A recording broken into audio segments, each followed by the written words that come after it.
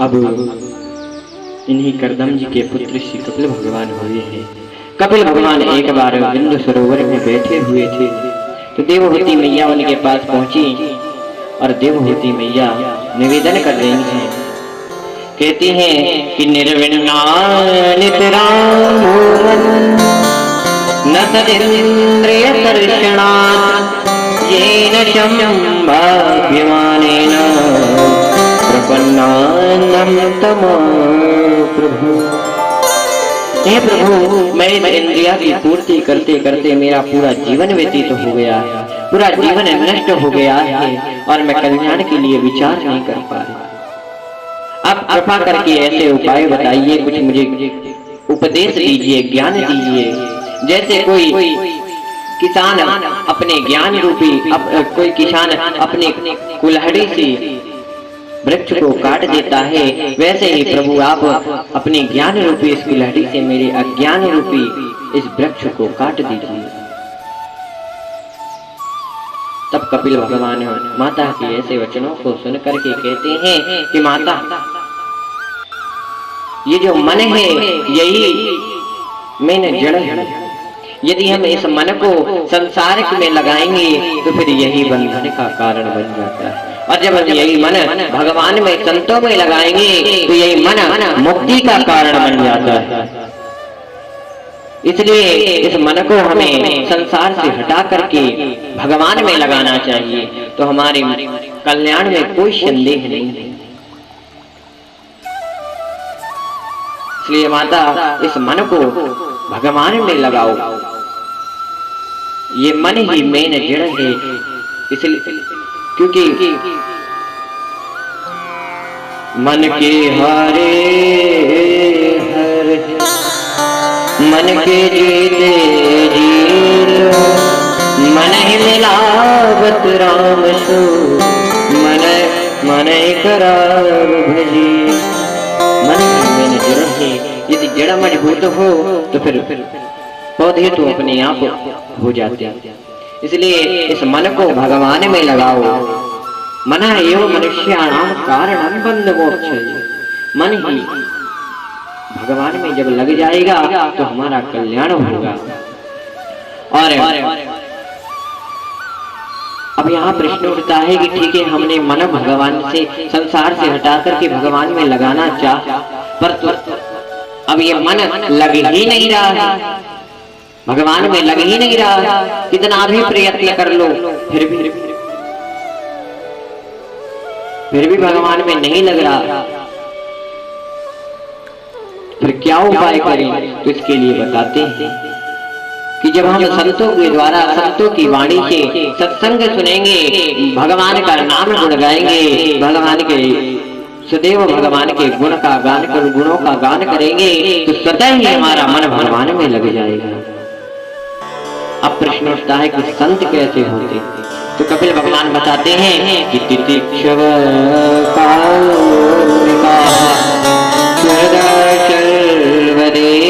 नाम अजात शत्रव शांत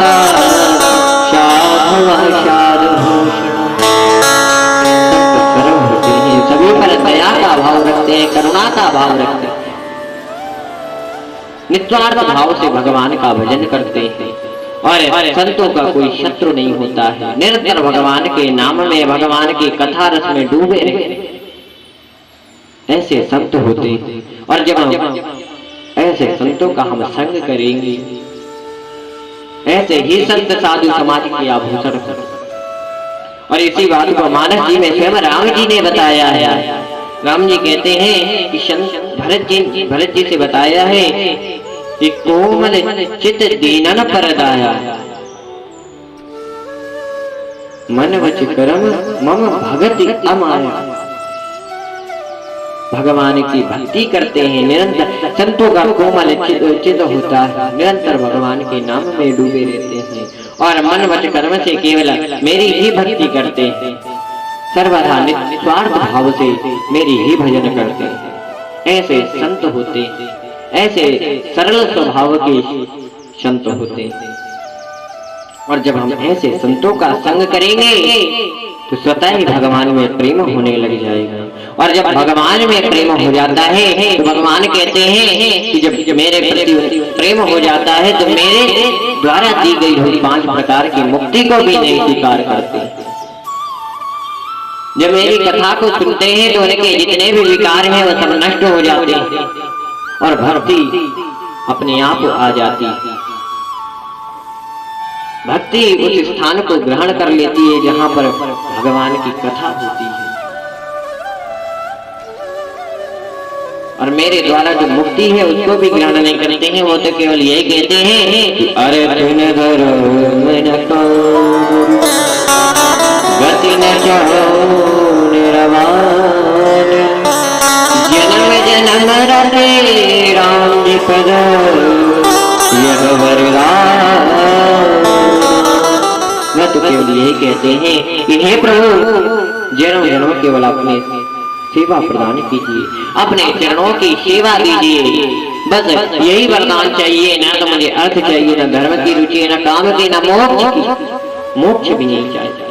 बोले क्या चाहिए? बोले अर्थ न धर्म न काम रुचि, गति न चाहो निर्वाण, जन्म जन्म रते राम जी पद यह वरदान।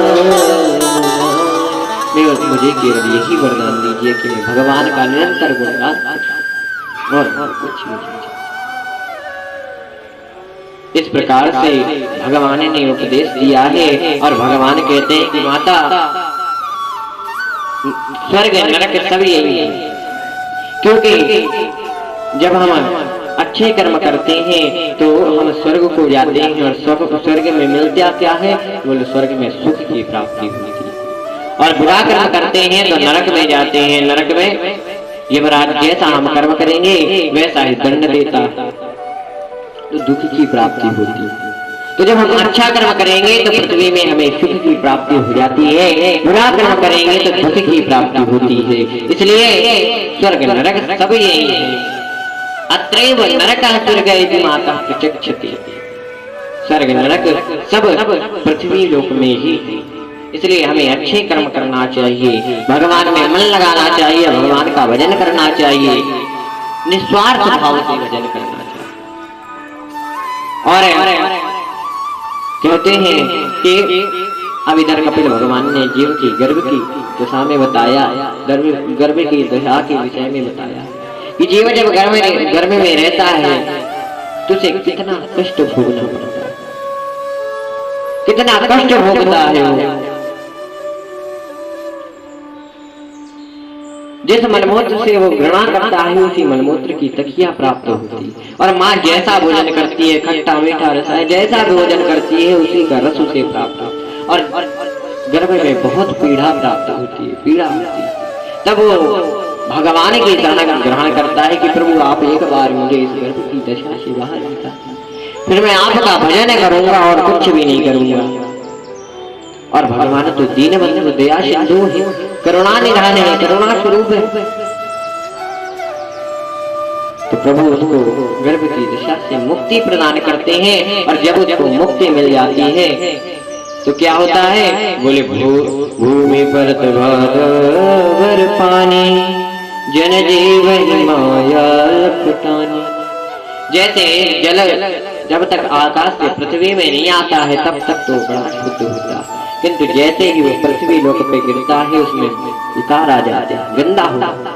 वैसे ही जब तक गर्भ में रहता है तब तक तो भगवान का खूब चिंतन करता है, किंतु जैसे ही गर्भ से बाहर आता है तो संसार के मेले में घूमने लग जाता है, भगवान को भूल जाता है। भगवान से जितना भी संकल्प किया था, वादे किया था, वो सब भूल जाता है और संसार के चक्कर में फंस जाता है, जिससे उसका कल्याण नहीं हो पाता।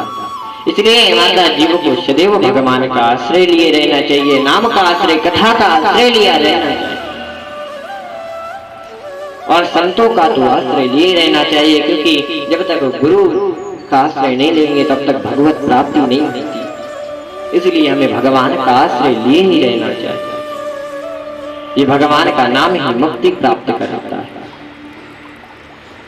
इस प्रकार से जब माता को उपदेश दिए हैं तो देवहूति मैया भगवान की दिव्य स्तुति करती हैं।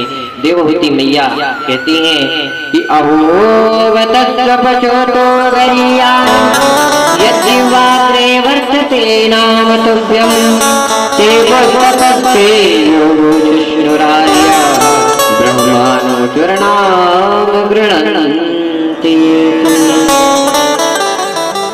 देवहूति मैया कहती हैं कि प्रभु जिसने भी आपका नाम का आश्रय ले लिया वह तप कर लिया, दान कर लिया, यज्ञ कर लिया, सब कुछ कर लिया, उसे अब करना बाकी नहीं है। सभी तीर्थों में घूम लिया, सबका फल प्राप्त हो गया जिसने आपके नाम को एक बार ले लिया। ऐसी नाम की महिमा है। इसलिए भगवान के नाम कथा का आश्रय निरंतर लिए रहना चाहिए। यहाँ तक कि तो हम जीव हैं, ब्रह्मा विष्णु महेश भी भगवान के नाम का आश्रय लिए रहते हैं। तो हम तो जीव ही हैं, इसलिए हमें तो लेना ही चाहिए, हमें तो छोड़ना नहीं चाहिए। भगवान के नाम का आश्रय निरंतर लेना चाहिए। और कलयुग का तो विशेष ही है कि भगवान का नाम ही कलयुग में सब कुछ है। सबसे बड़ा धन तो कलयुग में राम नाम है। इस प्रकार से भगवान की स्तुति की है। इसके बाद